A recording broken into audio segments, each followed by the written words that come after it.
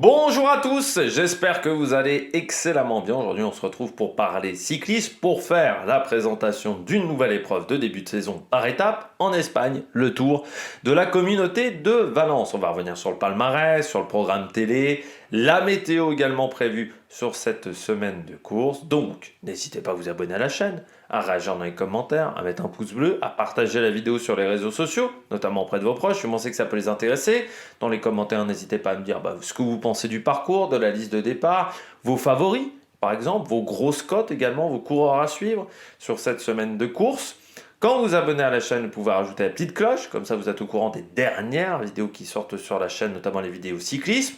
Si vous avez les moyens et que vous voulez soutenir mon travail, vous pouvez faire un super thanks. Et puis n'hésitez pas à aller voir les shorts, à aller voir TikTok et à aller voir EPS 2.0 sur les plateformes de podcast. On commence tout de suite avec le Tour de la communauté de Valence.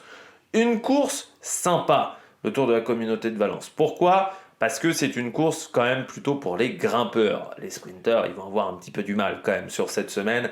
Il y a 2 étapes pour eux, et encore, il y a eu des années sur le Tour de la communauté de Valence, les 2 étapes, on les avait pas toujours. C'est une course sympa parce qu'il y a beaucoup de dénivelé, c'est assez dur quand même au niveau de l'épreuve. C'est plus compliqué en termes de dénivelé que Bessèges, mais ce qui permet aux purs grimpeurs de mieux s'en sortir. Bessèges, c'est parfois compliqué quand même pour les purs grimpeurs. C'est une course qui est un peu moins nerveuse pour moi que Bessèges. Ça se fait un peu plus à la pédale, le peloton est un peu moins tendu, et surtout, les conditions climatiques sont souvent meilleures qu'à Bessèges. Donc, quand on est en octobre, en novembre, et qu'on prépare un petit peu sa saison, c'est vrai que autant on se dit à Bessèges, parfois il peut faire 0 degré, autant à Valence, on sait que ça arrive quand même beaucoup plus rarement, surtout depuis quelques années. Donc souvent les grimpeurs aiment bien aller à Valence et on retrouve, on va dire, une liste de départ assez intéressante de ce côté-là, même si je trouve que cette année on a un tour de la communauté de Valence avec une liste de départ qui est un peu moins bonne que les années précédentes. On a les équipes françaises par exemple qui ne sont pas venues. En même temps, voilà, il y a beaucoup de fronts différents sur la saison. Et puis, on sent que par rapport aux années précédentes, le Tour de la communauté de Valence, là, a eu du mal à attirer les stars sur cette édition 2024. Mais ça ne veut pas dire que ça va être une mauvaise course, ça veut dire peut-être une course où on va découvrir des nouveaux talents également qui vont pouvoir se mettre en avant du côté de l'Espagne, et pourquoi pas également les coureurs des pro teams espagnols. On regarde tout de suite le parcours. On regarde tout de suite le parcours de cette édition 2024 du Tour de la communauté de Valence, et ça commencera très fort le mercredi, donc dès demain, avec l'étape entre Benicàssim et Castellón de la Plana, 168 km avec un départ quasiment en bosse. On prendra le col de Les Costes d'Orpesa au bout de 2 km 500, 1 km 6 à 6,3 de moyenne. On aura ensuite une longue montée vers la Bandereta à 12 km 3 à 3,7 de moyenne. Ça sera au km 54, c'est-à-dire encore plus de 100 km de l'arrivée. Il y aura également ce passage à Torreblanca de km 1 à 5,4 de moyenne en début de journée. Le col de la Bassa, 3 km 7 à 4,4 de moyenne, sera la suite de la Banderata. 3 km 7, 4,4 de moyenne, ça sera au kilomètre 78. On redescend vers la Borna. Premier passage au sprint intermédiaire à Oropesa del Mar, avec ensuite une belle bosse, le Mirador d'Oropesa, 1 km 3 à 7,8 de moyenne, enchaîné avec la Renega, 600 mètres à 8,8. Nouveau passage à Benicàssim, lieu de départ, pour entamer la dernière difficulté du jour, le désert d'Eles Palmes, 7 km 7 à 5,1 de moyenne. Le sommet sera au kilomètre 149, c'est-à-dire à 17 km de l'arrivée. Après une dizaine de kilomètres de descente, il y aura 7-8 km de plat où il faudra réussir à s'entendre si on a réussi à faire la différence lors de la dernière difficulté du jour. Donc une première étape déjà bien musclée. Le lendemain, le jeudi, une étape plus facile entre Canals et Marcomitat de la Val d'Igna. 3 côtes au programme, l'Alto de Benigànim en début de journée, 2 km 9 à 5,2 de moyenne, côte de 3e catégorie, au bout de 13 km de course. Ensuite, on aura une soixantaine de kilomètres de plat avant de rejoindre la Drova, 3 km 4 à 6,6 de moyenne, ça sera au kilomètre 92, on sera à ce moment-là à 70 km de l'arrivée. Un sprint intermédiaire à Carcassonne, pas trop comment on doit le dire, au kilomètre 122, et puis ensuite l'Alto Pia des Corais, 5 km à 3,9 de moyenne, côte au kilomètre 152,5, on sera à 10 km de l'arrivée, et là la descente nous amènera quasiment à l'arrivée, il y aura seulement 2-3 km de plat vers Mancomitat de la Valdigna pour cette dernière journée, donc il sera assez calme pendant 90% de l'étape, et puis les 10 derniers pourcents par contre seront beaucoup plus nerveux. Étape qui devra arriver au sprint vendredi entre San Vicente del Raspeig et Orihuela, malgré le Puerto de Albatera qui fera 4,5 km à 7,2% de moyenne. Il y aura également un sprint à Albatera pour les baroudeurs, mais la fin de journée est plutôt plate, malgré un passage à 5,1% pendant 1 km au kilomètre 148,5, c'est-à-dire à une quinzaine de kilomètres de l'arrivée, on devrait avoir un sprint à Orihuela. Le lendemain, c'est le samedi, c'est l'étape numéro 4, l'étape la plus dure en termes de dénivelé positif de ce Tour de la Communauté de Valence, avec un départ à Tolada Morera pour une arrivée au Val d'Ebo. Plusieurs côtes au programme, notamment la côte de Benimantel à 5 km 4 à 6,9 de moyenne au kilomètre 46,5. On enchaîne ensuite avec Confrindes, 7 km 6 à 4,5 de moyenne, ça c'est au kilomètre 61, donc à encore 110 km de l'arrivée.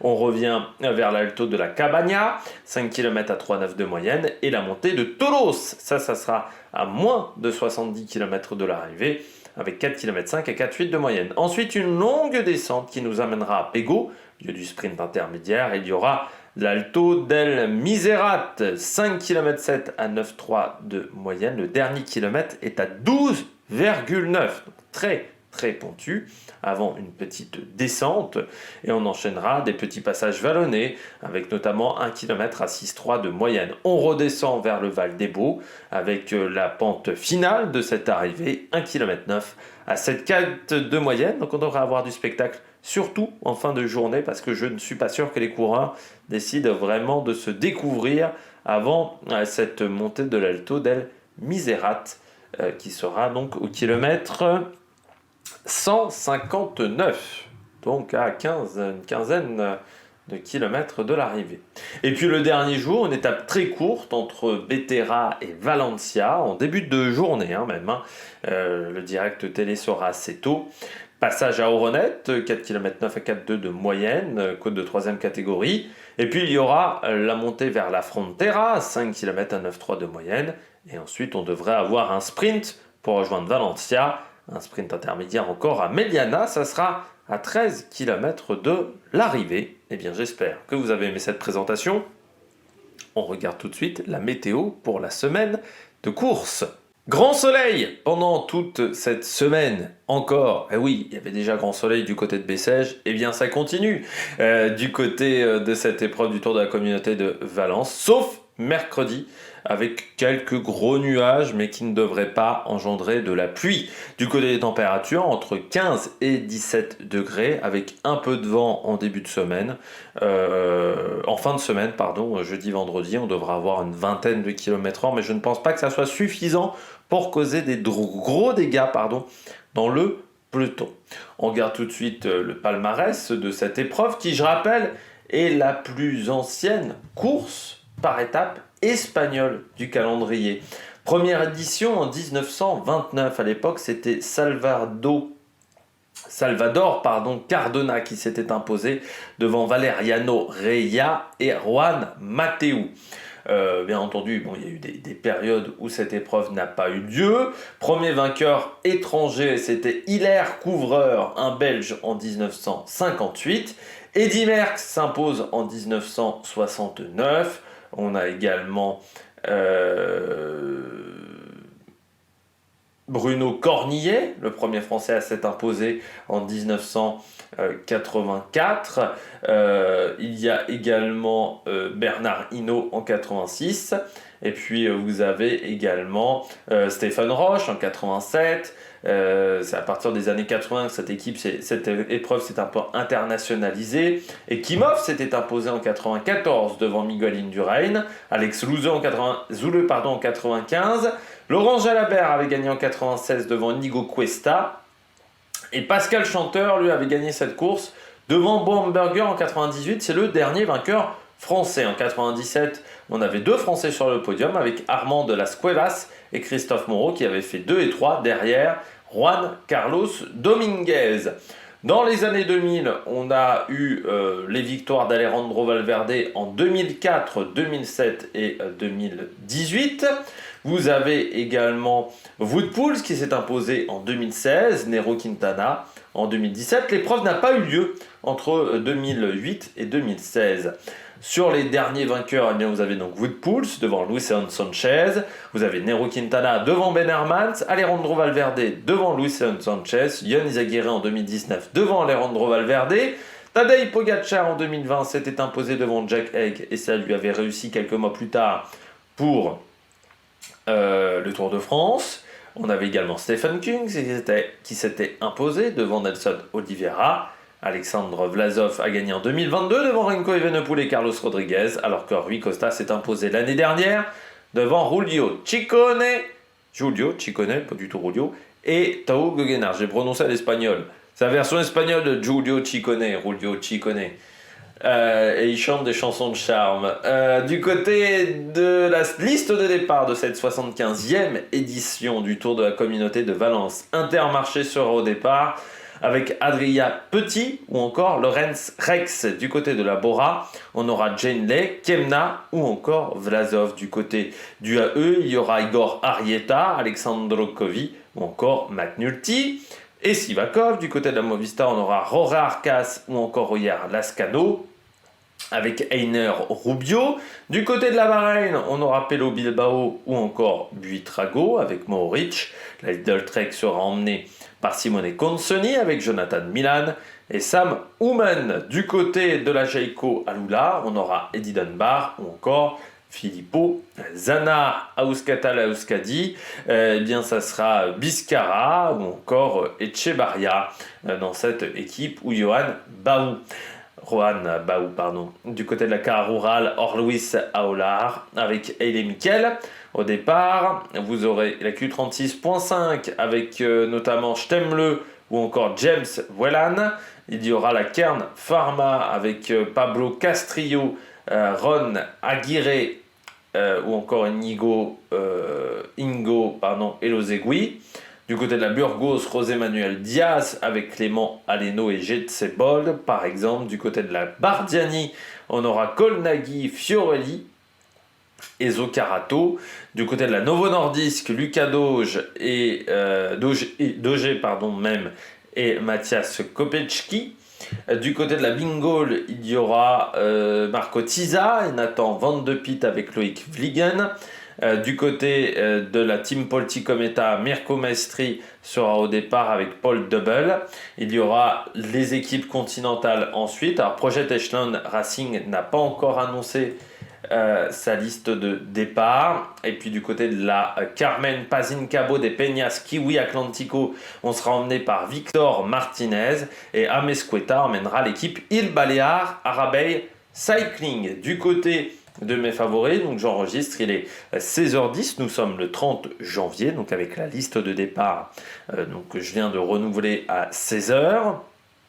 Les favoris au général, eh bien j'ai mis Vlasov. Pourquoi Vlasov? Eh bien parce que en forme, on l'a vu sur les épreuves à Palma de Majorque, donc il continue sur cette lancée, donc normalement ça devrait pas être mal. J'ai mis Pello Bilbao parce qu'au sprint face à Vlasov, c'est plus rapide et je me dis que Bilbao a la capacité de faire une belle semaine et voudra faire une belle semaine pour repartir sur un bon niveau et surtout sur des bonnes sensations après une belle année 2023. J'ai mis Filippo Zana et pas Eddie Dunbar parce que j'ai l'impression que le parcours convient un peu mieux à Zana qu'à Eddie Dunbar. Donc voilà, c'est pour ça que j'ai mis Filippo Zana. Et puis en grosse cote, En coureur à suivre, j'ai mis Sivakov. Et oui, première épreuve pour Sivakov avec UAE. On va voir ce que ça va donner pour le coureur français. Du côté des favoris au sprint, Jonathan Milan. Pour moi, c'est une très belle carte du côté de la Lidl Trek. Il aura en plus une équipe à son service. J'ai mis Michael Matthews du côté de la Jayco Alula. Là aussi, une belle équipe autour de lui. Puis il a été impressionnant, notamment sur la route de la Ceramica devant Pierre Gautera. Yannick Stemle sera à suivre également du côté de la Q36.5, lui qui a quitté l'équipe Quick-Step. On verra ce que ça va donner. Et puis à suivre, j'ai mis Adrien Petit, même si je pense qu'on se servira peut-être plutôt de Boy Van Poppel du côté du sprint. Mais voilà, il n'y a pas Guermey, il n'y a pas Hugo Page, donc il faudra faire avec d'autres coureurs du côté de Intermarché Venti. Les horaires, le programme télé de cette semaine, eh bien, sur Eurosport 2 pendant toute la semaine. Mercredi à vendredi, ça sera à 15h sur la chaîne donc Eurosport 2. Samedi, la course débutera à 16h, enfin le direct télé. Et puis dimanche, le direct télé débutera à 11h. Donc voilà, faites attention aux horaires. Mercredi, vendredi 15h, samedi 16h, dimanche 11h. Eh bien, je crois que vous savez tout maintenant sur cette course. N'hésitez pas à vous abonner à la chaîne, à réagir dans les commentaires, à mettre un pouce bleu. Et puis nous, on se retrouve pour de nouvelles aventures sur la Maniac Production. Ciao, ciao!